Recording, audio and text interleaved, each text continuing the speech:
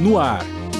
Um programa que mostra, divulga e debate o terceiro setor, dando voz à solidariedade e construindo a cidadania.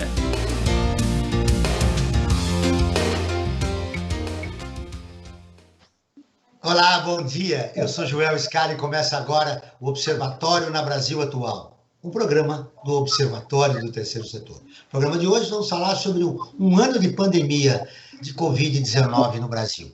De acordo com um pesquisador do IPEA, Instituto de Pesquisas Econômicas Aplicadas, o risco de um indivíduo ter morrido de Covid-19 no Brasil ao longo de 2020 foi quase 4 vezes maior do que no resto do mundo.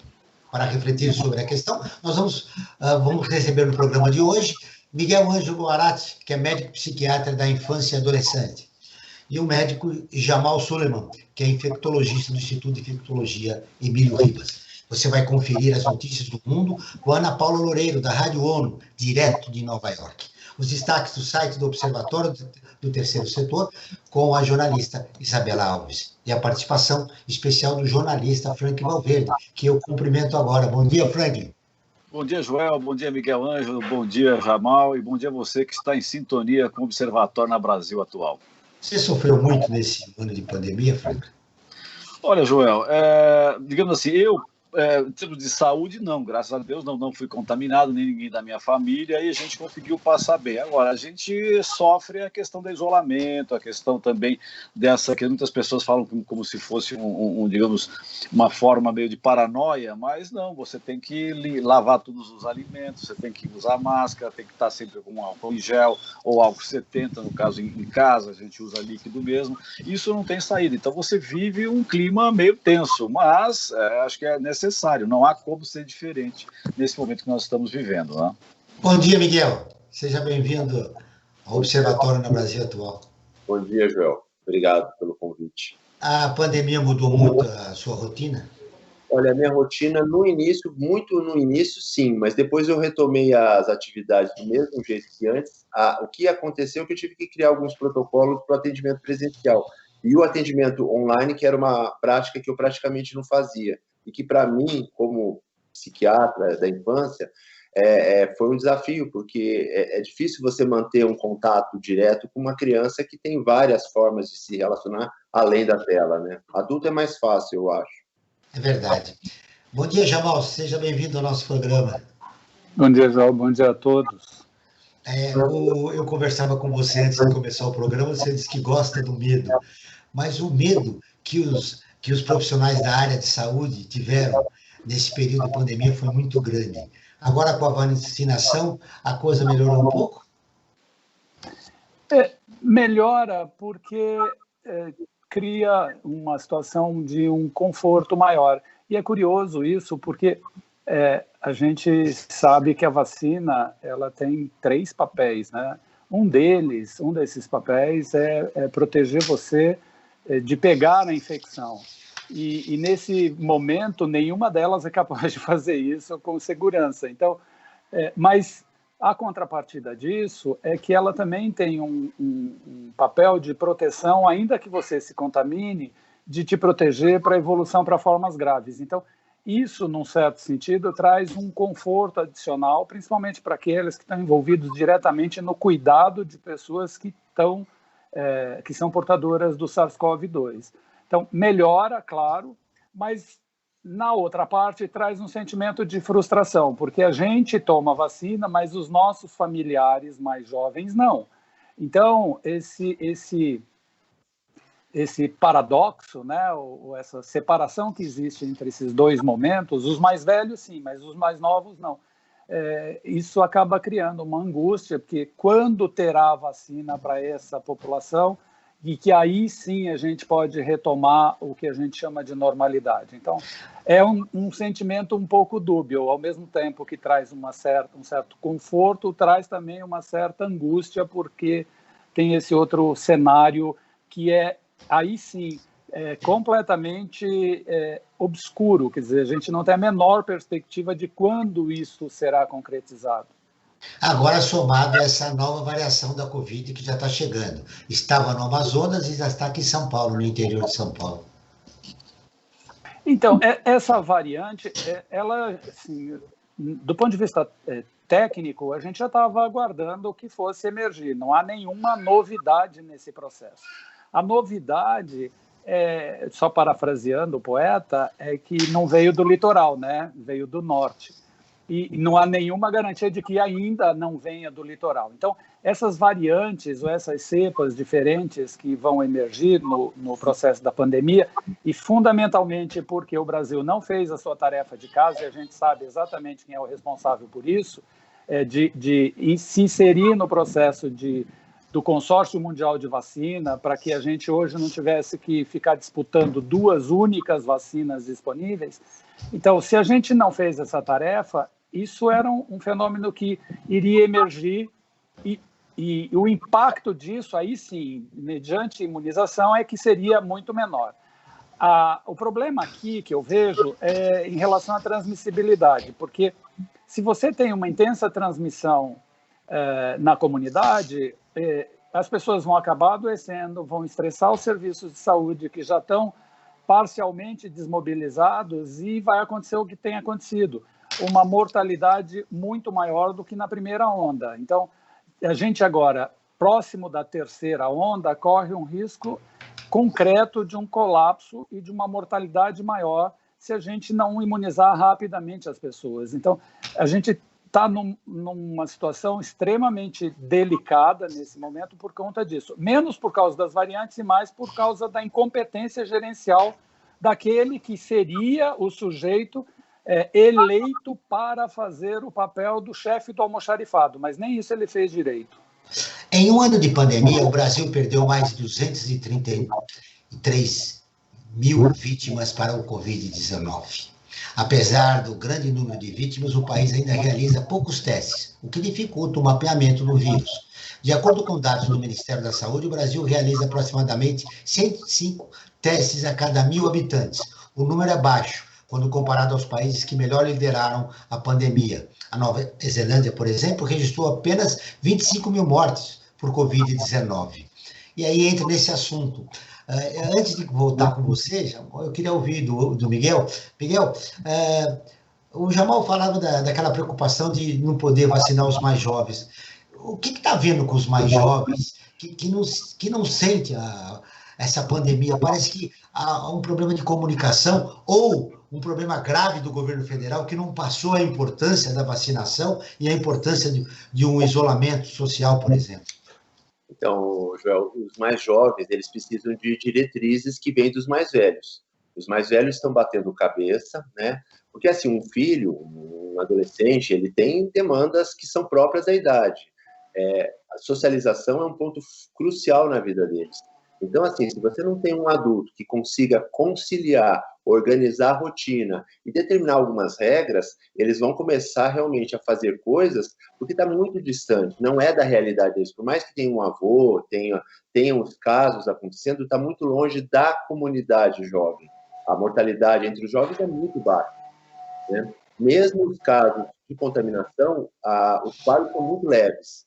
Quase que você não tem casos graves entre os mais jovens. Então, fica muito difícil, por quê? Porque já é um ano de isolamento e de quebra de expectativas. Você imagina que muitos jovens que tinham viagem de formatura, encerramento dos processos escolares, festa de debutante, encontro com os amigos, ficaram sem isso. Uma coisa é você perder um evento, outra coisa é você perder uma série de eventos e não ter a perspectiva de modificar esse ano. Então, realmente, eles ligaram realmente aquela coisa do não tô nem aí, e vamos para a festa. E aí você precisa do adulto conciliando, organizando, tomando atitudes. Porque, assim, o que eu vejo entre os pais, por exemplo, divergências muito grandes na condução. Às vezes um pai tem uma postura e a mãe tem outra. Às vezes grupos de pais têm divergências. Então, assim, o jovem acaba ficando realmente muito perdido e vai fazendo vai vivendo o princípio do prazer nesse momento. Ô, Jamal, eu citei a Nova Zelândia, que registrou apenas 25 mil mortes por Covid-19, e testou mais que o triplo do Brasil, 321 testes a cada 1.000 habitantes, 321 testes a cada 1.000 habitantes. O problema da organização do combate ao vírus está nisso, né? Inicia-se com os testes necessários. Como você vê Nós já estamos com essa segunda variação, e você citou na primeira intervenção sua, você falou até de uma terceira. Como resolver essa questão? Quer dizer, como a ciência assumir esse papel, esse protagonismo fundamental, já que o Estado não está fazendo a sua lição de casa? Não é possível a ciência assumir esse papel. Infelizmente, esse é um papel político, né? Então, sem uma organização política de tal forma que assuma o que o SUS, ou que o papel do Ministério da Saúde, eu acho que aqui a gente vai precisar de um certo distanciamento histórico para fazer uma análise mais crítica sobre isso, porque a gente está no olho do furacão, está difícil, inclusive, ter uma avaliação um pouco mais fina desse processo. Mas, ainda assim, veja, a gente está no terceiro ministro da Saúde, sendo que 2 foram expurgados, não precisamos recapitular tudo o que aconteceu com aqueles 2. E aí o terceiro, cujo passaporte seria um bom gestor, deu no que deu, né? Faltou oxigênio, as pessoas morrendo asfixiadas. E isto não é figura de linguagem, isso é fato. E aí, como é que você vai gerir um processo desse? E quando você vai atribuir a responsabilidade, não é culpa, é responsabilidade, o indivíduo diz que ele não sabia, quando todos os fatos mostram, todos os documentos mostram, que sim, ele não só sabia, como não tomou nenhuma atitude para reverter esse processo. Porque, inexoravelmente, poderia até acontecer uma catástrofe dessa, mas desde que as pessoas tivessem minimamente se organizado para tomar uma decisão. Então, na ponta do processo, a gente teve que vivenciar isso. Quando você está falando de teste, isso não é ponta do processo, isso é meio do processo. E o que é que a Nova Zelândia e vários outros países fizeram? A lição de casa para doenças de transmissão respiratória, que é o seguinte: você identifica uma pessoa que tem a infecção e o que você faz? Você faz o controle de contactuantes. E o que é um controle de contactuantes? Aí sim, é o serviço de vigilância em saúde, ou vigilância epidemiológica, ou o que quer que seja, o nome que você queira dar, mas é um serviço de vigilância, em que você, a partir do caso índice, testa todo mundo que teve contato com aquele caso índice. O que nós fizemos? Nada. Absolutamente nada. A gente jogou, eu estou pondo porque como brasileiro, né? Mas quem fez isso foi o gestor, o tal gestor, o chefe do almoxarifado incompetente. O que ele fez? Estava em Guarulhos uma quantidade escandalosa de teste que estava para vencer e que a Anvisa revalidou os testes. Então, eu acho que a gente não pode esquecer isso, sob pena da gente relativizar uma situação muito grave. Na medida em que nós não fizemos, e aí... E é muito interessante. O Brasil tem uma rede imensa de agentes de saúde que fazem visitas domiciliares. Nem essa rede foi usada para poder intervir nesse processo. Se a gente tivesse usado essa rede, e aí quem faria este papel? De novo, o Ministério da Saúde, cujo presidente da República diz abertamente, para quem quiser ouvir, que isto não é responsabilidade dele, porque o STF disse que isso é responsabilidade dos governadores e prefeitos. Senhores, sim, agora a gente está correndo atrás do prejuízo. Então, a imagem que eu consigo ver é você seca gelo. É cansativo, mas a gente tem que fazer esse papel, infelizmente, porque uma única vida, e aí não é pieguice, salva nesse processo, terá valido a pena. Porque isso tudo que a gente está pontuando, por exemplo, em relação aos jovens, como é que o jovem vai entender um discurso aqui, não é esquizofrênico no sentido da ruptura dos discursos, né? Então você tem, de um lado, a ciência dizendo, fique em casa, faça isso, faça aquilo. De outro lado, o sujeito vai para o gramado e mostra uma caixa de cloroquina. O que é mais confortável do ponto de vista psíquico? A caixa de cloroquina para EMA, né? E sou livre, não ficar em casa. Então, além do indivíduo ter que perder tudo isso que acabou de ser descrito aqui, ainda tem essa imagem que vale muito, porque a ciência tem um discurso que é muito mais difícil de chegar próximo de quem não está familiarizado com aquele vocabulário. né, que é o que a gente tem feito desde o começo, inclusive. Por isso, eu sempre acho um prazer imenso participar desse tipo de fórum, porque, num certo sentido, a gente tenta desconstruir essa narrativa científica de tal forma que o indivíduo possa entender, não pela pedagogia do medo, mas pela apropriação de conceitos.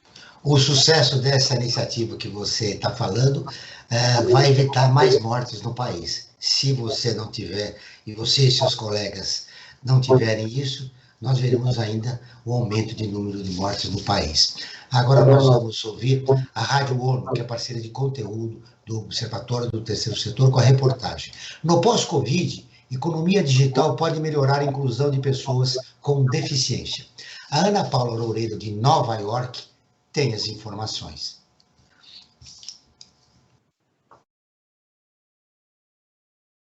Avanços na economia digital, abrindo oportunidades sem precedentes em favor de um mundo laboral mais inclusivo para pessoas com deficiência. No entanto, a ameaça de barreiras digitais pode agravar as desigualdades e a exclusão se não houver iniciativas eficazes e direcionadas para o grupo de cerca de 1 bilhão de pessoas. A Organização Internacional do Trabalho recomenda mais esforços para melhorar a acessibilidade, as habilidades digitais e o emprego digital para criar um mercado de trabalho mais inclusivo para as pessoas com deficiência. De acordo com o estudo, o aumento do trabalho digital cria graves problemas para quem não tem habilidades ou equipamentos laborais necessários. O estudo, Uma Economia Digital Inclusiva para Pessoas com Deficiência, foi realizado pela Rede Global de Negócios e Deficiência da OIT, em parceria com a ONG espanhola Fundación ONS. O documento analisa os efeitos da revolução digital para a criação de novos empregos, mudanças nas funções e modelos de trabalho existentes. Outra área pesquisada é a de processos de recrutamento online. O estudo enumera as principais áreas de ação por diferentes grupos de interessados, incluindo a indústria digital, academia, governos, trabalhadores, empregadores e as próprias pessoas com deficiência. Para a construção de um futuro de trabalho inclusivo, o relatório destaca como fundamentais a requalificação, a qualificação e iniciativas para promover o emprego digital e apoiar a colaboração entre todas as partes do processo. A análise aponta oportunidades nas chamadas tecnologias assistivas para abrir novas ocupações e oportunidades. Delas fazem parte aparelhos, técnicas e processos que aumentam a qualidade de vida de pessoas com deficiência. Da ONU News em Nova York, Ana Paula Loureiro. Continuamos com o Observatório na Brasil Atual, um programa do Observatório do Terceiro Setor. Hoje estamos falando sobre um ano de pandemia de Covid-19, com o psiquiatra Miguel Ângelo Guarati e o médico infectologista do Instituto de Infectologia Emílio Ribas, Jamal Suleiman. Nessa matéria, Frank, inclusão digital será fundamental, não só para resolvermos o problema da pandemia, mas na pós-pandemia. Mas apenas um dado, lembrando que 9 milhões de crianças e adolescentes perderam o ano porque não tinham um equipamento para acompanhar as aulas online. É verdade, João. Acho que o mundo passa, né, a humanidade, melhor dizendo, passa por várias revoluções, né? Nós tivemos a revolução da agricultura, depois a revolução industrial, e hoje a gente pode dizer que vivemos uma nova revolução. A humanidade hoje, ela estará eternamente conectada, até vir uma outra revolução que eu não sei qual que será. Mas hoje nós vivemos nessa revolução tecnológica e é fundamental que as pessoas se habilitem e tenham acesso à tecnologia digital para poder se integrar no mundo, né? E falando em tecnologia digital, nós estamos aqui né, nos comunicando através dela, né? E é a forma como nós estamos vivendo nos dias de hoje.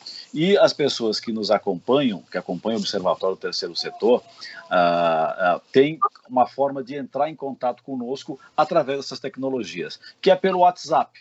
Que é uma plataforma que está popularizada no mundo inteiro. E eu convido a todos e a todas que nos contactem com suas sugestões de pautas, com suas sugestões de matérias, fazendo suas críticas, elogios também, né? Também nós gostamos de receber elogios, é verdade, né? E essa forma de você contactar é através do WhatsApp. E o número é este, prefixo 11 98851 2317. Vou repetir. 98851-2317. Joel, eu queria aproveitar aqui, você já me chamou também, para fazer uma questão, tanto para o Miguel Ângelo como também para o Jamal, que é a seguinte: nós estamos falando na pandemia que nós estamos vivendo hoje, só que o mundo não parou para ter a pandemia se somou a todos os problemas que nós já tínhamos antes, tá?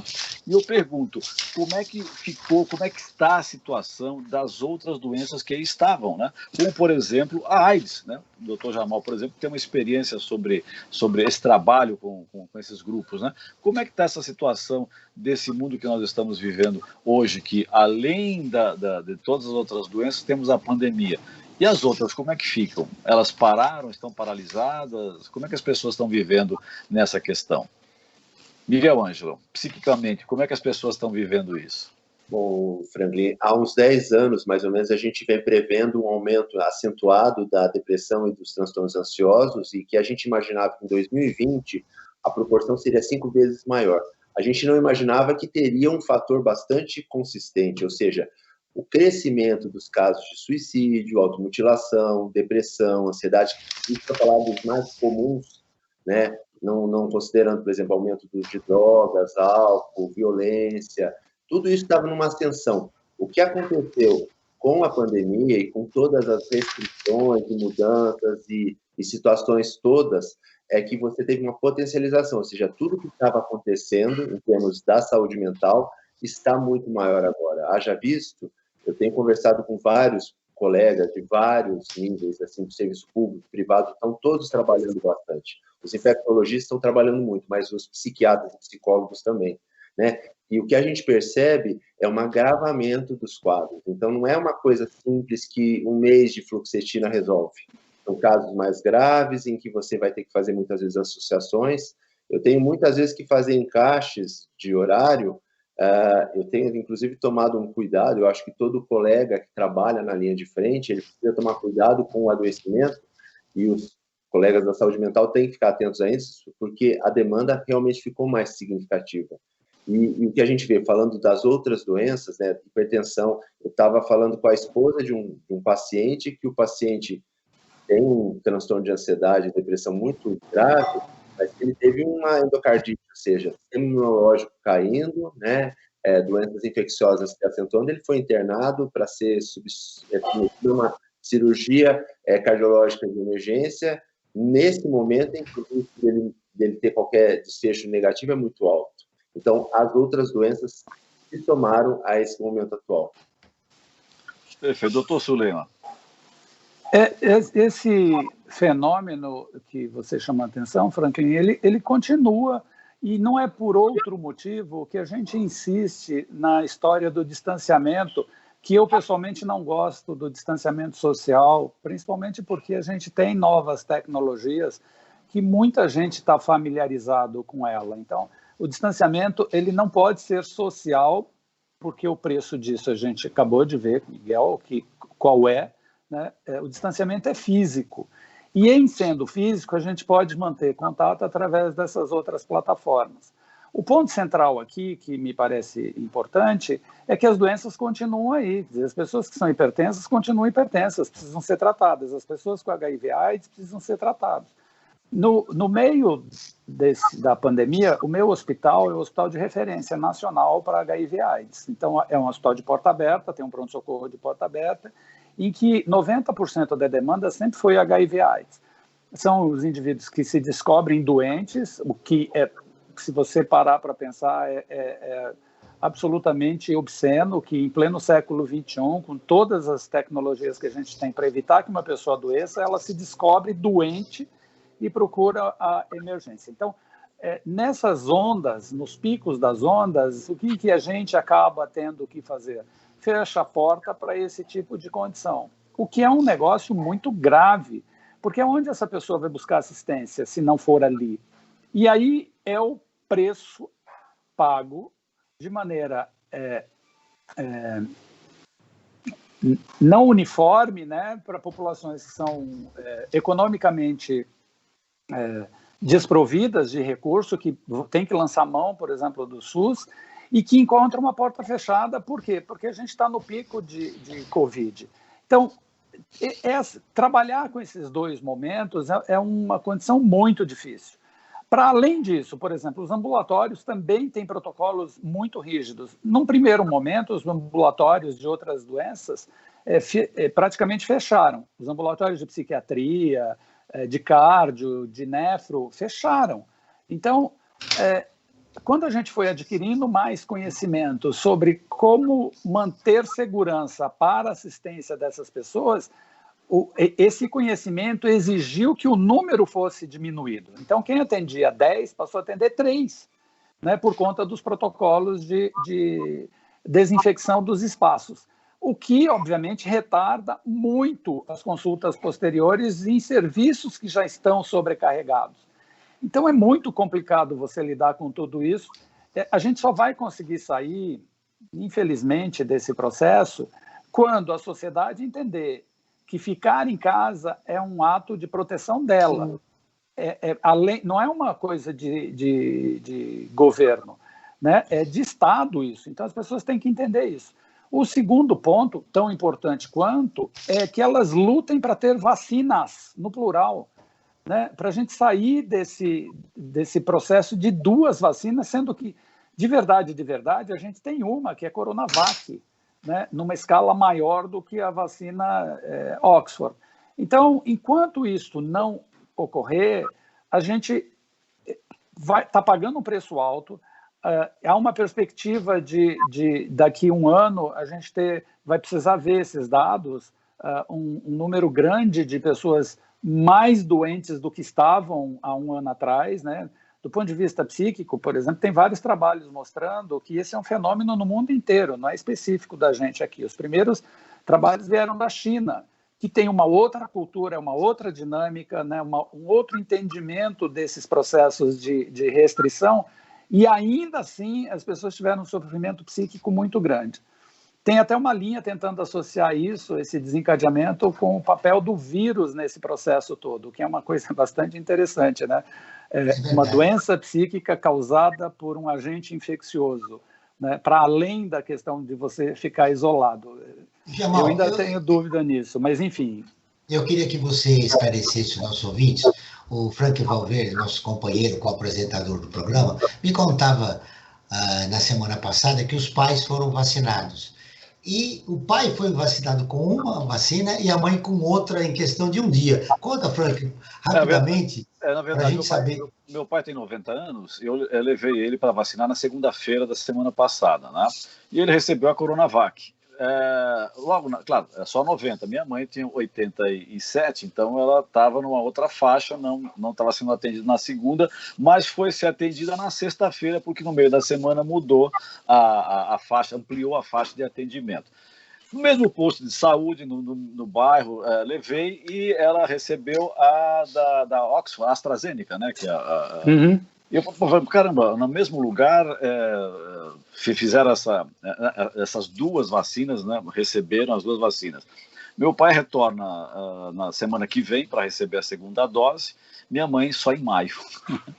E agora me pergunto, o problema aí até aí tudo bem, né? Agora, será que há um controle, dá para confiar, né? Tá tudo, né? A logística desse governo está tão esquizofrênica, né? Não sei se é o termo correto, mas tão desorganizada. Será que dá para confiar na logística deles, que quando chegar o período, daqui a 15 dias, nós vamos ter a Coronavac para ser atendido, e não só a AstraZeneca, e o contrário também em maio, né? Fica essa incógnita nesse sistema que nós estamos vivendo hoje, da aplicação de vacinas. Com o relato do Frank, Jamal, se acontecer de você tomar a primeira dose com a vacina da Coronavac e a outra depois da Oxford, o que significa isso para a saúde? É importante a gente esclarecer, porque, pelo que o Frank está falando, não está constando ali que tipo de vacina, qual é a origem da vacina que tomou o pai ou a mãe.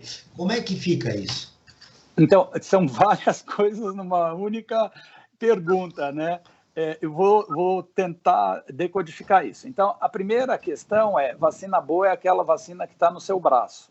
Tá? Esse é o primeiro aspecto. Não importa se é Corona, se é Astra, se é Moderna, não importa. O que importa é que o indivíduo tome. As eficácias, elas são semelhantes. No frigir dos ovos, elas são semelhantes. A da Coronavac, que foi feita em populações intensamente expostas à fase 3, quando você vai para campo, não é necessariamente populações extremamente expostas. Por exemplo, os seus pais, Franklin, eles estavam recolhidos, então não são populações intensamente expostas. E aí deu uma eficácia para infecção de 51%, mas para formas graves, naquela coorte, naquele grupo de 100%. Agora a gente está na fase 4, vamos ver isso.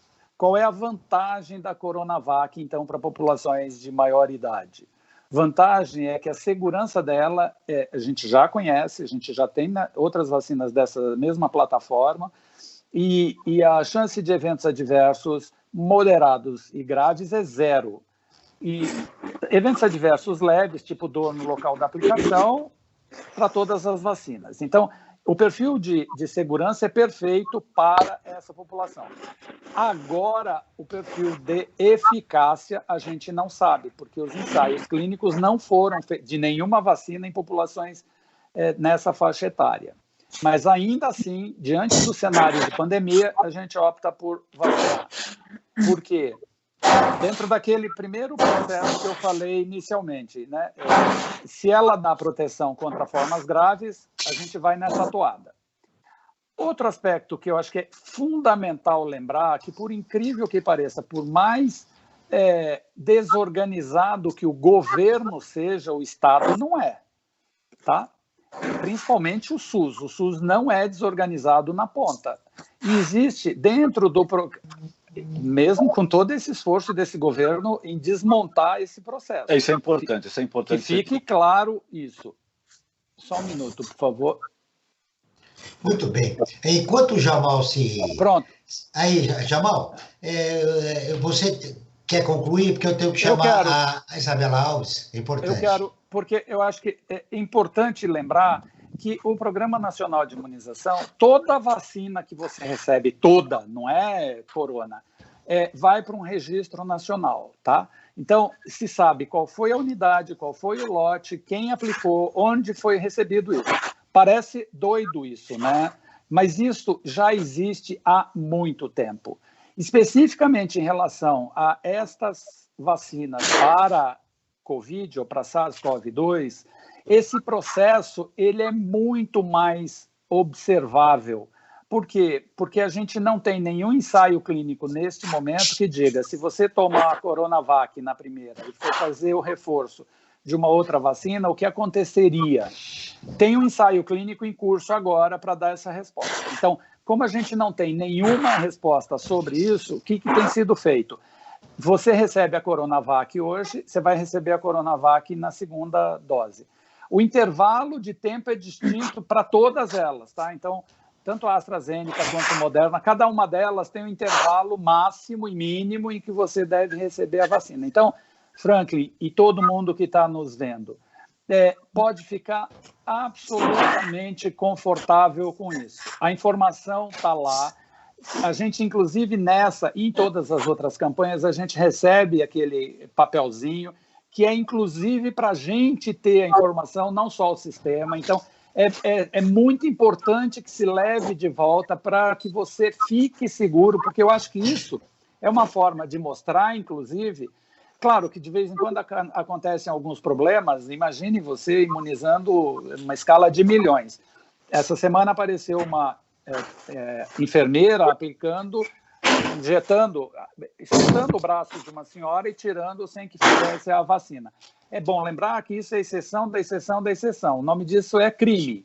Então, e tem que ser passível com punição como um crime, né? Isso não é para acontecer, não pode acontecer, mas o 99,99% o processo segue tranquilamente. Então, diga aos seus pais e todos os que estão nos assistindo que aquele papel que recebeu, leve de volta para garantir que o que eu estou falando é verdadeiro e você tem essa informação que é um direito seu. Isso não é um favor que a gente está fazendo, isso é direito. Tá?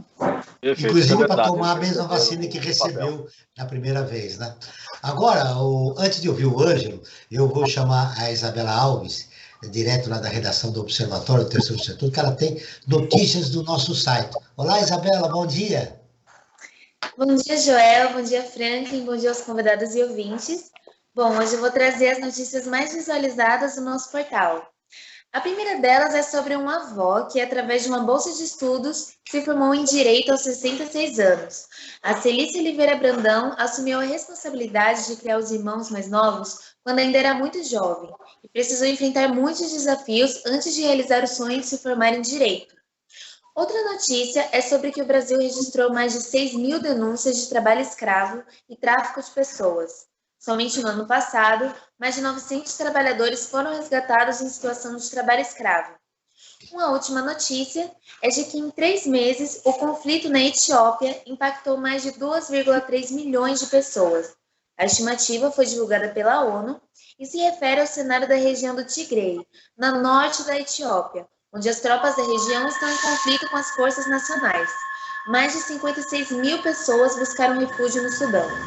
Essas são as notícias da semana e para ficar por dentro de mais novidades do Brasil e do mundo, basta acessar o nosso portal, observatoriotercesetor.org.br.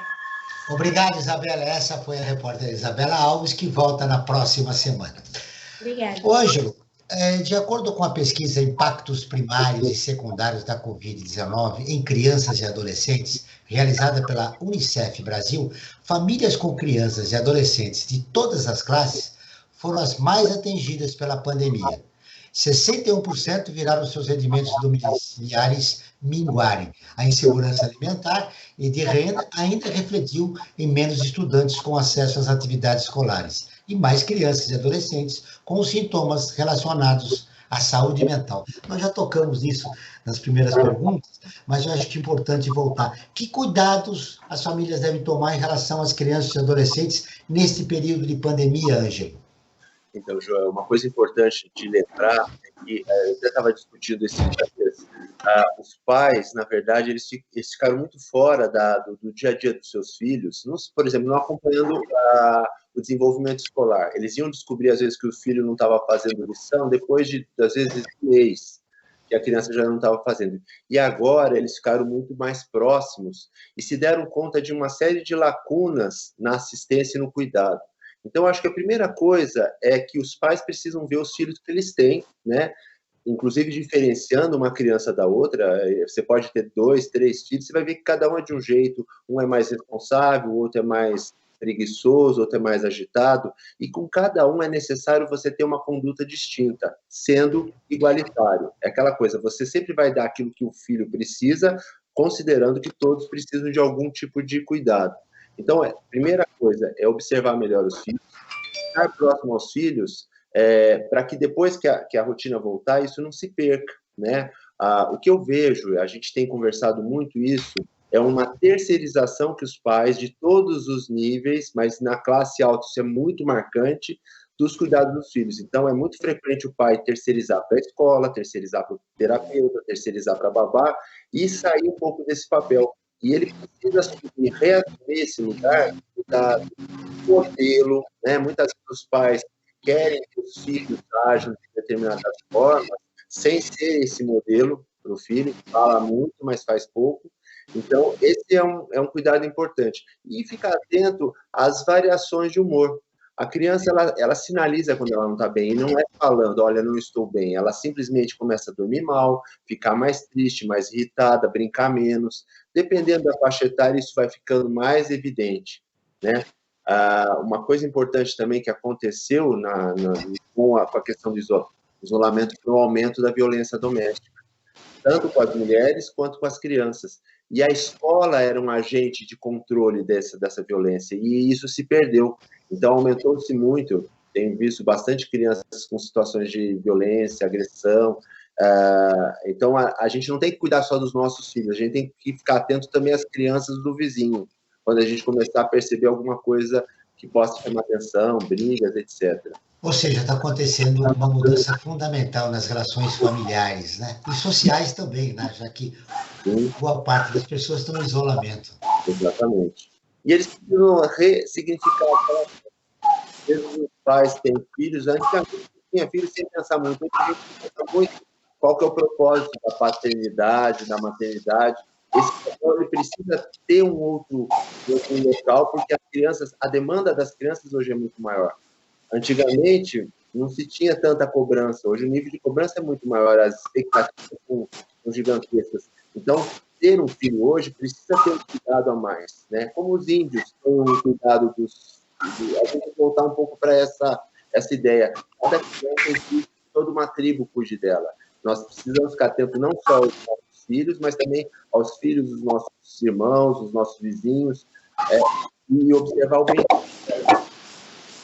Ô, Jamal, eu quero falar uma coisa que está acontecendo no nosso país desagradável, que é o fura-fila. Eu me lembro lá em Goiás, recentemente, o secretário municipal do município de Goiás, como eu disse, vacinou a própria mulher.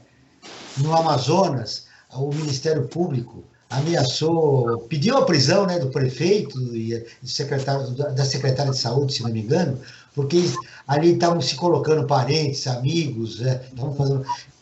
Que é isso? Como é que você encara, como médico, uma situação dessa no país? E como você disse no caso da enfermeira, que foi um ato isolado, mas esse fura-fila está acontecendo em vários municípios do país. Então, esse tipo de situação, para mim, é crime, simples assim, tem que ir para a esfera criminal.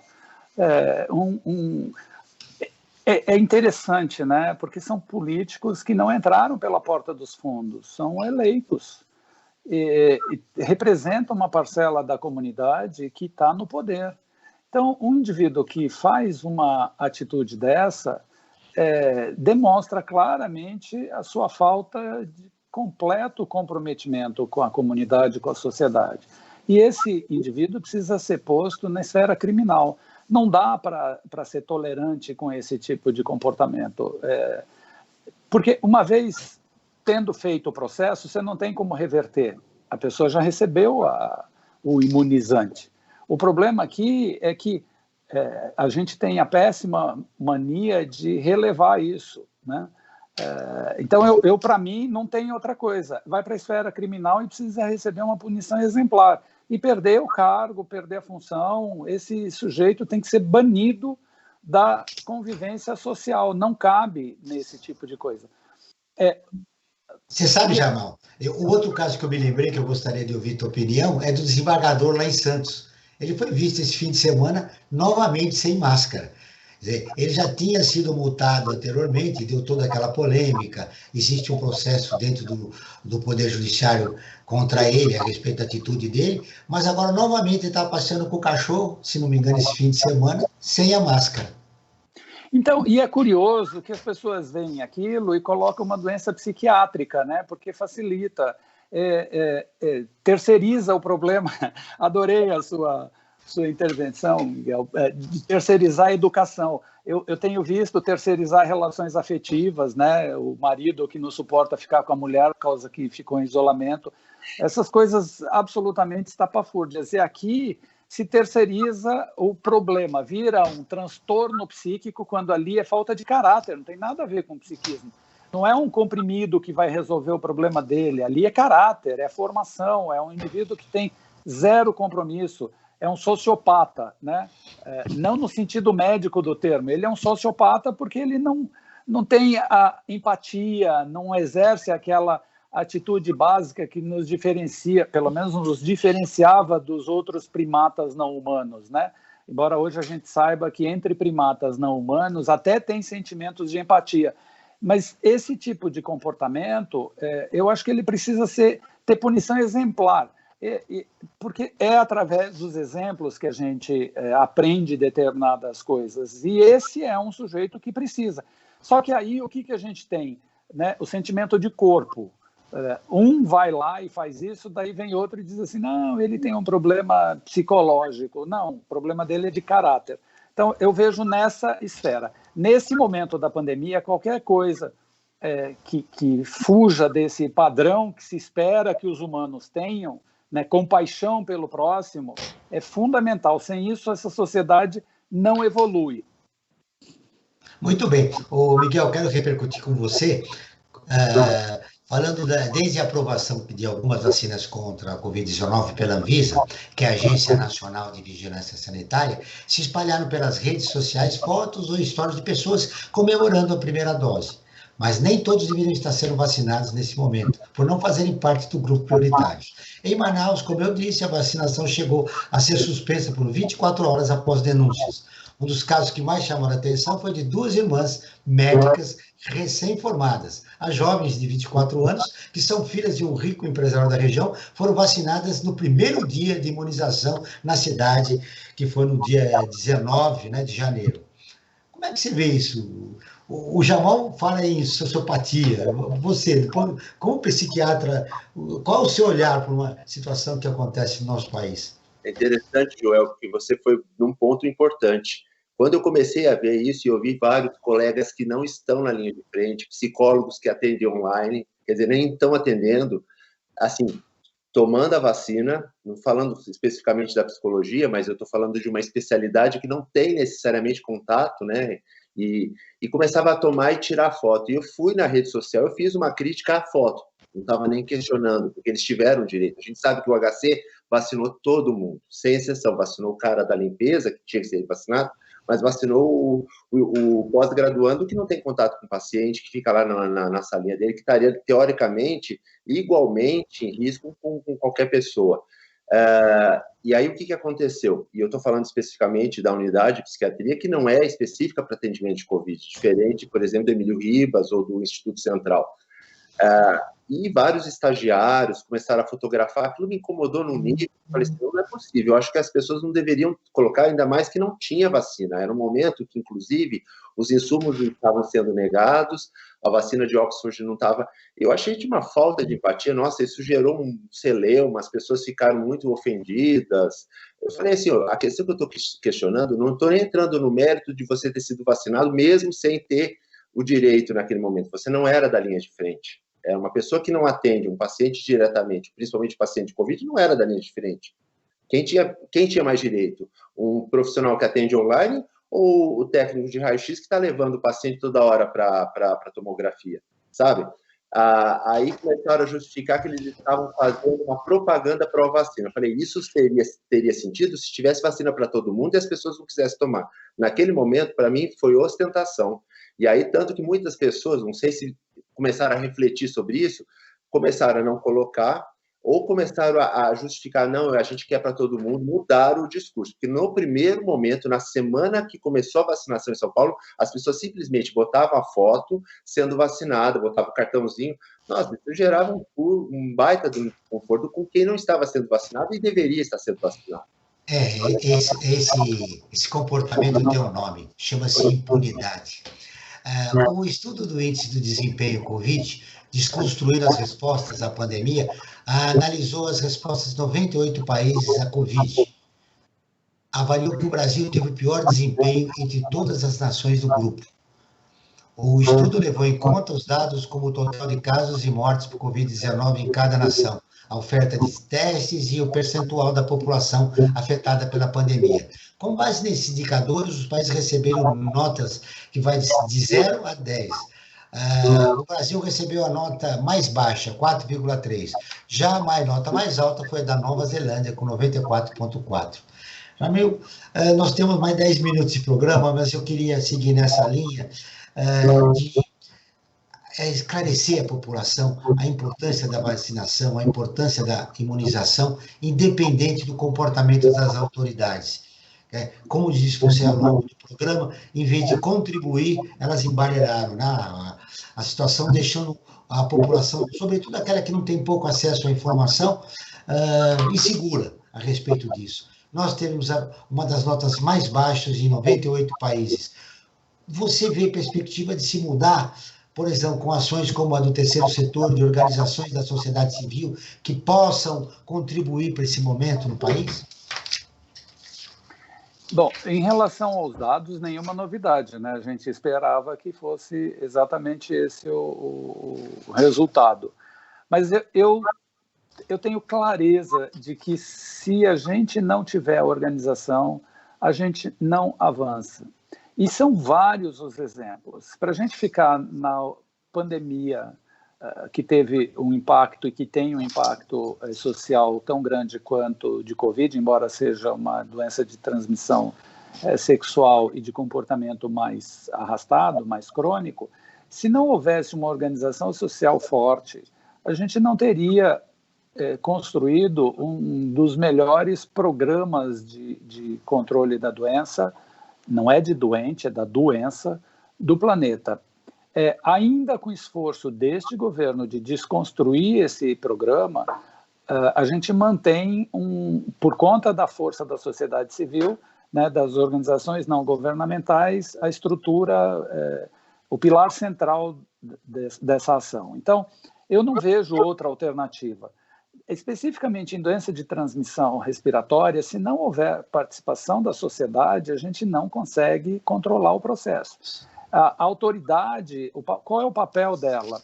Viabilizar recursos, não tem dúvida, insumo, recurso, e propiciar o desfile das narrativas da ciência, baseado em coisas que possam ser mensuradas, porque a ciência é desse jeito, né?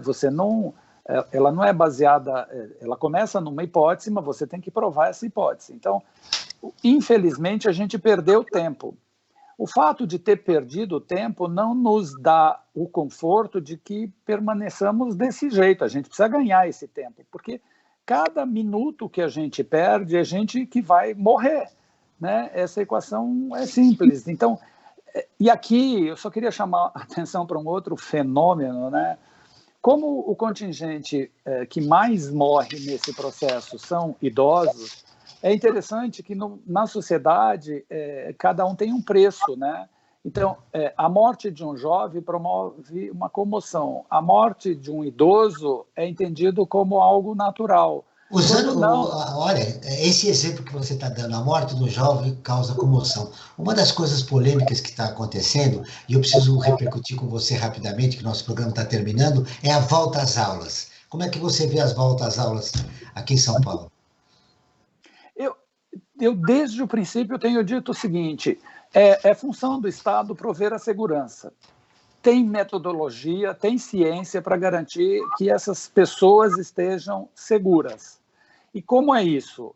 Imunizando professores e promovendo as reformas dentro dos espaços de convivência dos jovens. Qual é o problema aqui? É que o Estado é omisso e não vacinou os professores e demorou meses para pôr algumas escolas numa reforma que não era por conta do vírus, era o óbvio que tinha que ter sido feito. Imagine você exigir que tenha água, sabão e papel dentro dos banheiros, olha, isso é um escárnio, né? Então a gente só pôde começar a ver esse problema quando veio o vírus. E o resto, né? As crianças estavam submetidas, os jovens estavam submetidos a um ambiente inóspito porque não tinha o vírus.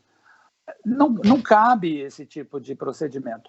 E eu acho interessante porque a gente fica batendo na escola, mas a gente acabou de ver que o sofrimento é muito grande e a maior parte, ou um contingente não desprezível de jovens, principalmente das regiões periféricas, não faz isolamento nenhum, né? Não tem esse isolamento. Eu moro de frente a uma comunidade, sexta, sábado e domingo, é da ordem de milhares de jovens desfilando sem máscara, vindo de todo o direito de fazer as suas descompressões através de festas, só que não é esse o momento.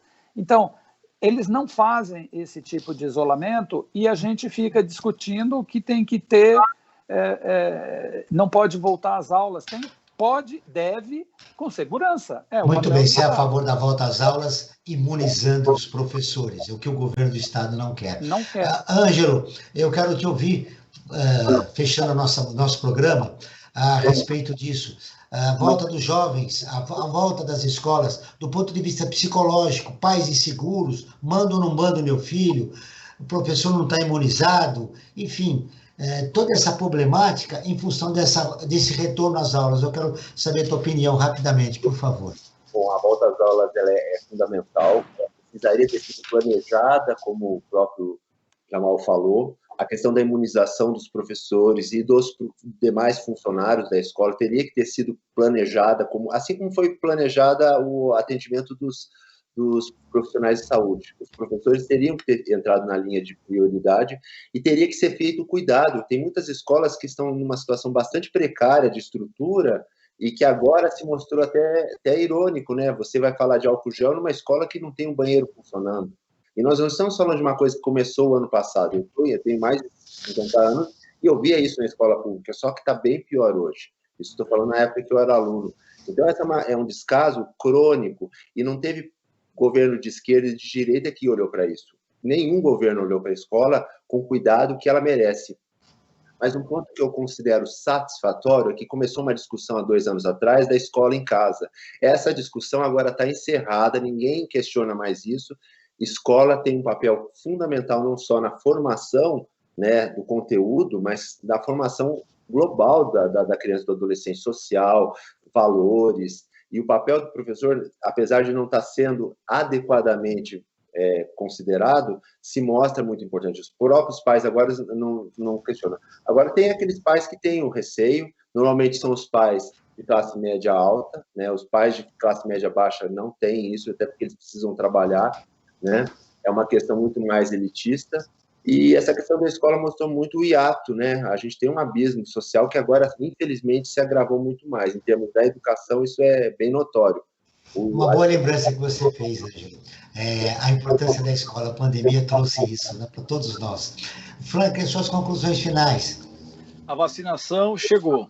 Pouco a pouco ela está acontecendo, mas temos que continuar usando máscara e higienizando as mãos. Isso é fundamental para vencer a pandemia. Agradecendo os nossos 2 convidados, eu dou 30 segundos para cada um registrar o que de mais importante gostaria de fazer no nosso programa. Eu começo com você, Ângelo. Bom, acho que o mais importante de tudo é a gente repensar quais são as nossas prioridades, né? E tentar ser diferente. Eu acho que a pandemia está trazendo essa oportunidade, muitos não estão fazendo isso, mas a gente tem que buscar ser diferente e dar o melhor de si. Eu acho que esse é o ponto principal que a gente tem daqui para frente. A gente não vai voltar para um novo normal rapidamente, mas a gente pode melhorar uma série de coisas em nós mesmos e, com isso, melhorar o mundo que nos cerca. Na verdade, que esse novo normal está deixando as pessoas piradas com essa pandemia. Jamal, sua conclusão final em 30 segundos, por favor. Agradecendo você e o Miguel pela entrevista no programa de hoje. Foi um prazer e o que eu queria concluir é que cada um de nós, das pessoas que estão nos vendo, nos ouvindo, que se visse no outro, né? Se veja no outro para ter o mínimo de empatia em relação a esse processo todo. É um processo extremamente doído, demorado, mas seguramente todos nós sairemos. Se sairmos de mãos juntas, vai ser melhor, né? Não podemos deixar ninguém no meio do caminho. Então, tenta olhar no outro e se enxergar. O Observatório no Brasil Atual está terminando. Agradeço a presença do médico psiquiatra Miguel Ângelo Buarati, especialista na infância e na adolescência, a Jamal Suleiman, médico infectologista do Instituto de Infectologia Emílio Ribas. Esse programa foi produzido pela equipe do Observatório do Terceiro Setor. Na próxima terça-feira, acompanhe nosso programa Observatório na Brasil Cidadão, né? Como sempre, todas as terças-feiras, sempre com assuntos importantes da atualidade. E nós ficamos por aqui, sempre na luta por uma sociedade mais justa, solidária, sustentável e tolerante. Até o próximo programa.